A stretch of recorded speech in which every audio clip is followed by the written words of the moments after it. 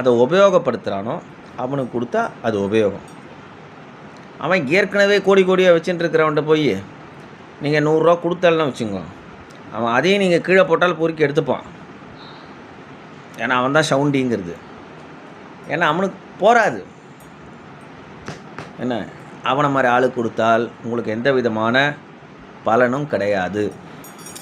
நீங்கள் கொடுக்கக்கூடிய ஒரு பொருளால் எவன் ஒருவன் எந்த ஒரு பிராமணனுக்கு கொடுக்கணும்னு நீங்கள் கேட்டதுனால சொன்னேன். அந்த பிராமணன் உபயோகப்படுத்துகிறானோ, நீங்கள் கொடுக்கறதுனால அந்த பிராமணனுக்கு உபயோகமாக இருக்கோ அந்த மாதிரி ஆளுக்கு கொடுத்தெல்லாம் உங்களுக்கு பலன்.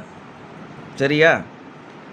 இன்று பிரம்ம வாக்கு அதோட கண்டினியூவேஷன் இன்னொன்று என்ன அப்படின்னா,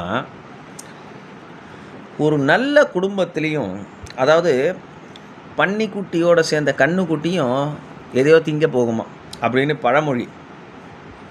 அந்த மாதிரி ஒரு நல்ல குடும்பத்துலேயும் புதுசாக ஒரு பன்னிக்குட்டி மாதிரி இருக்கக்கூடிய, ஒரு கண்ணுக்குட்டி மாதிரி இருக்கக்கூடிய குடும்பத்தில் பன்னிக்குட்டி மாதிரி இருக்கிறது ஒன்று குறுக்க வந்துடுதுன்னு வச்சுங்க, அந்த குடும்பமே நாரிடும். இதுவும் ஒரு பிரம்ம வாக்கு. அதுக்கு விளக்கம் இன்னொரு நாளைக்கு சொல்கிறேன்.